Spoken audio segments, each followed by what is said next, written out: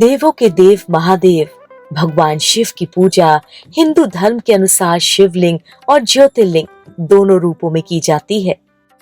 इस वीडियो में हम आपको बताएंगे कि ज्योतिर्लिंग की उत्पत्ति कैसे हुई, शिव जी के ज्योतिर्लिंग के पीछे की कथा क्या है और ये कहां-कहां स्थित है।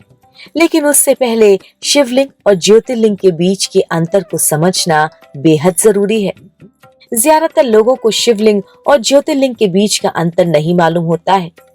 वो ज्योतिर्लिंग को ही शिवलिंग समझ लेते हैं, लेकिन दोनों में काफी अंतर है। दरअसल शिवलिंग पूरी दुनिया में जगह जगह मिल जाएंगे, लेकिन ज्योतिर्लिंग सिर्फ 12 हैं। आइए जानते हैं शिवलिंग और ज्योतिर्लिंग में क्या अंतर है। सबसे पहले जानते हैं शिवलिंग के बारे में। शास्त्रों में शिवलिंग का अर्थ अनंत बताया गया है। अनंत अर्थात जिसकी न तो कोई शुरुआत होती है और न ही अंत। शिवलिंग भगवान शिव और माता पार्वती के आदि अनादि एकल रूप है। शिवलिंग पुरुष और प्रकृति की समानता का प्रतीक है। शिवलिंग इस बात को बताता है कि अकेले न तो पुरुष का कोई वर्चस्व है, न ही अकेले स्त्री का, बल्कि दोनों समान है। शिवलिंग मानव द्वारा स्थापित किए गए हैं। इनमें से कुछ शिवलिंग मानव द्वारा निर्मित हैं, तो कुछ स्वयंभू हैं और फिर उनको मंदिरों में स्थापित किया जाता है। ज्योतिर्लिंग की कथा। ज्योतिर्लिंग को लेकर शिव पुराण में एक कथा भी है। शिव पुराण के अनुसार एक बार ब्रह्मा जी और विष्णु जी में इस बात को लेकर विवाद हो गया कि दोनों में से सर्वश्रेष्ठ कौन है। दोनों ही अपने आप को श्रेष्ठ साबित करने पर डटे हुए थे। इस भ्रम को दूर करने के लिए भगवान शिव एक ज्योति स्तंभ के रूप में प्रकट हुए, जिसका ना तो कोई शुरुआत थी और ना ही कोई अंत था। ज्योतिर्लिंग में से ओम की आवाज आई और भगवान विष्णु और ब्रह्मा इन दोनों में से कोई भी ज्योतिर्लिंग का छोर नहीं देख पाया। उसके बाद तय हुआ कि ब्रह्मा जी और विष्णु जी से सर्वश्रेष्ठ ये दिव्य ज्योतिर्लिंग है। इसी ज्योति स्तंभ को ज्योतिर्लिंग कहा गया। वही लिंग का अर्थ प्रतीत होता है, अर्थात भोलेनाथ का ज्योति के रूप में प्रकट होना और सृष्टि के निर्माण का प्रतीक। ज्योतिर्लिंग की उत्पत्ति कैसे हुई? ज्योतिर्लिंग की उत्पत्ति कैसे हुई, इसे लेकर कई कथाएं प्रचलित हैं। पुराणों में बताया गया है कि ज्योतिर्लिंग भगवान शिव का स्वयंभू अवतार है। ज्योतिर्लिंग का अर्थ है भगवान शिव का ज्योति के रूप में प्रकट होना। ज्योतिर्लिंग मानव द्वारा निर्मित नहीं होते, बल्कि ये स्वयंभू होते हैं और उनको सृष्टि के कल्याण और सृष्टि को गतिमान बनाए रखने के लिए स्थापित किया गया है। शिवलिंग कई हो सकते हैं, लेकिन ज्योतिर्लिंग केवल 12 हैं और ये सभी भारत देश में स्थित हैं। कहा जाता है कि जहां जहां ज्योतिर्लिंग है, वहां वहां भगवान शिव ने स्वयं दर्शन दिए हैं और वहां एक ज्योति के रूप में उत्पन्न हुए हैं। 12 ज्योतिर्लिंगों की वजह से पृथ्वी का आधार बना हुआ है और इसी कारण वो अपनी धुरी पर घूमती रहती है। साथ ही इसी की वजह से पृथ्वी पर जीवन बना हुआ है। पुराणों में कहा गया है कि जब तक आप महादेव के इन 12 ज्योतिर्लिंगों के दर्शन नहीं कर लेते, आपका आध्यात्मिक जीवन पूर्ण नहीं हो सकता। हिंदू मान्यता के अनुसार ज्योतिर्लिंग कोई सामान्य शिवलिंग नहीं है। ऐसा कहा जाता है कि इन सभी 12 जगहों पर भोलेनाथ ने खुद दर्शन दिए थे, तब जाकर वहां ये ज्योतिर्लिंग उत्पन्न हुए। ज्योतिर्लिंग का अर्थ प्रकाश स्तंभ होता है।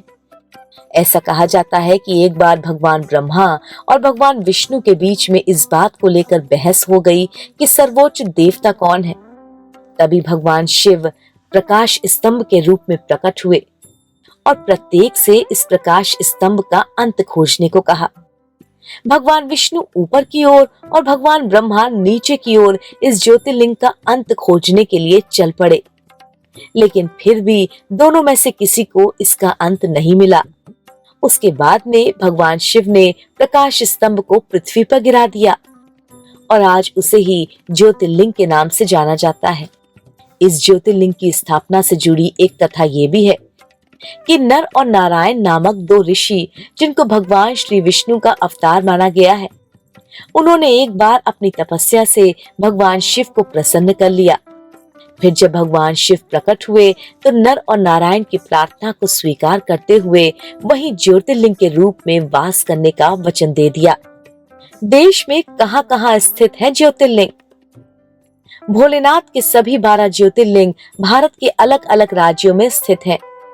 इन ज्योतिर्लिंगों के अगर आप दर्शन करना चाहते हैं तो आपको पहले से पता होना चाहिए कि इन 12 ज्योतिर्लिंगों का क्या नाम है और ये कहाँ स्थित है। बता दें कि सबसे ज्यादा ज्योतिर्लिंग मध्य प्रदेश और महाराष्ट्र में स्थित हैं।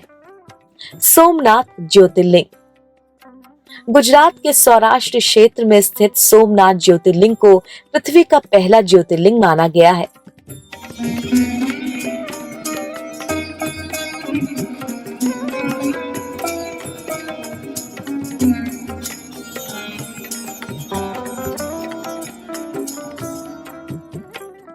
यहाँ पर देवताओं द्वारा बनवाया गया एक पवित्र कुंड भी है जिसे सोमकुंड या पापनाशक तीर्थ कहते हैं।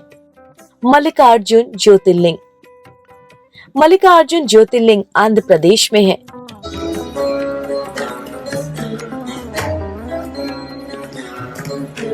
शिव शिव शिव शिव शिव शिव शिव शिव अनंत शिव योगी महादेव योगी महादेव अनंत शिव। कृष्णा नदी के तट पर श्री शैल नाम के पर्वत पर यह स्थित है। महाकालेश्वर ज्योतिर्लिंग मध्य प्रदेश के उज्जैन में महाकालेश्वर ज्योतिर्लिंग स्थित है। ये एकमात्र दक्षिण मुखी ज्योतिर्लिंग है। यहाँ प्रतिदिन होने वाली भस्म आरती विश्व भर में प्रसिद्ध है।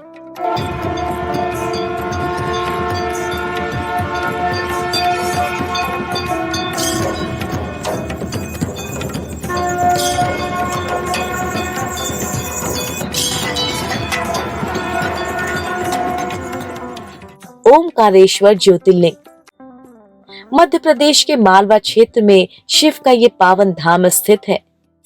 इंदौर शहर के पास जिस स्थान पर ये ज्योतिर्लिंग है उस स्थान पर नर्मदा नदी बहती है और पहाड़ों के चारों ओर नदी बहने से यहाँ ओम का आकार बनता है।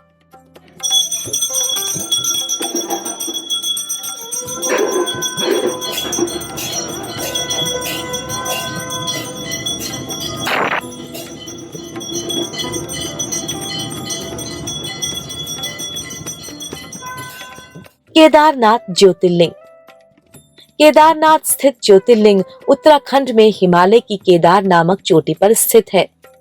भगवान केदारनाथ का मंदिर बद्रीनाथ के मार्ग पर स्थित है। केदारनाथ समुद्र तल से 3584 मीटर की ऊंचाई पर स्थित है। शिव शिव शिव शंभो महादेव शंभो शिव शिव शिव शंभो। भीमशंकर ज्योतिर्लिंग भीमशंकर ज्योतिर्लिंग महाराष्ट्र के पुणे जिले में सहयात्री नामक पर्वत पर स्थित है। जय काल महाकाल विकराल शंभो जीवन हो या मृत्यु दोनों ही तुम हो जन्मों जन्मांतर की लड़ाई। बाबा विश्वनाथ ज्योतिर्लिंग बाबा विश्वनाथ का ये ज्योतिर्लिंग उत्तर प्रदेश की तीर्थ नगरी माने जाने वाले वाराणसी शहर यानी काशी में स्थित है।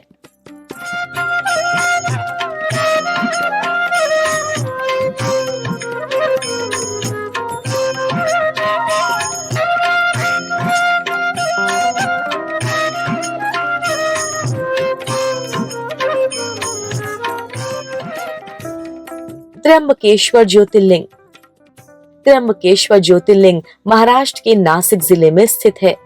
त्र्यंबकेश्वर ज्योतिर्लिंग के पास ब्रह्मगिरी नाम का पर्वत है। इस पर्वत से गोदावरी नदी शुरू होती है।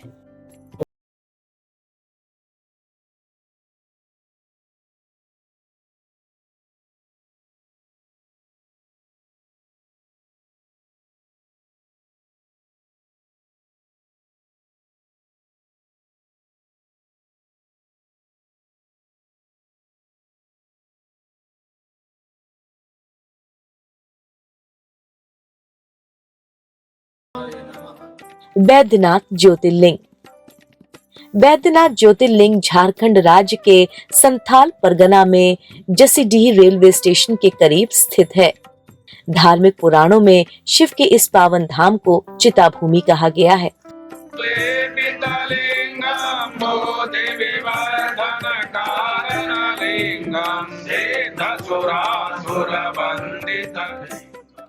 नागेश्वर ज्योतिर्लिंग। नागेश्वर ज्योतिर्लिंग गुजरात के बड़ौदा क्षेत्र में गोमती द्वारका के बीच स्थित है। धार्मिक पुराणों में भगवान शिव को नागों का देवता बताया गया है और नागेश्वर का अर्थ होता है नागों का ईश्वर। द्वारिकापुरी से नागेश्वर ज्योतिर्लिंग 17 मील दूर है।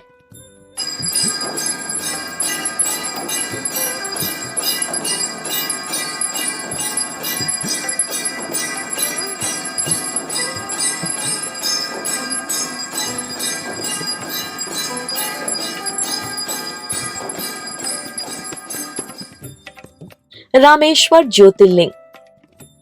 भगवान शिव का ये 11वां ज्योतिर्लिंग तमिलनाडु के रामनाथम नामक स्थान पर स्थित है।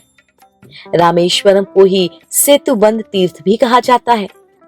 मान्यता है कि इस ज्योतिर्लिंग की स्थापना स्वयं भगवान श्री राम ने की थी।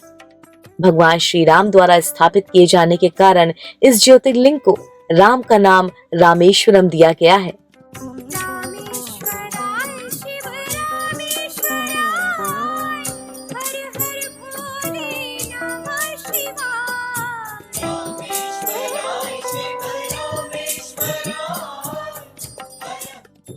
घुश्मेश्वर ज्योतिर्लिंग। घुश्मेश्वर ज्योतिर्लिंग महाराष्ट्र के संभाजी नगर के निकट दौलताबाद के पास स्थित है। भगवान शिव के 12 ज्योतिर्लिंगों में से ये अंतिम ज्योतिर्लिंग है। इस स्थान को शिवालय भी कहा जाता है। शिव शिव शिव शंभो महादेव शंभो। इस वीडियो में हमने आपको बताया कि शिवलिंग और ज्योतिर्लिंग में क्या अंतर है और भगवान शिव के 12 ज्योतिर्लिंग कहां-कहां स्थित है। अपनी अगली वीडियो में हम आपको बताएंगे गुजरात के सोमनाथ में स्थित ज्योतिर्लिंग के बारे में। हमारा ये वीडियो अगर आपको पसंद आया हो तो इसे लाइक, शेयर और चैनल को सब्सक्राइब जरूर करें।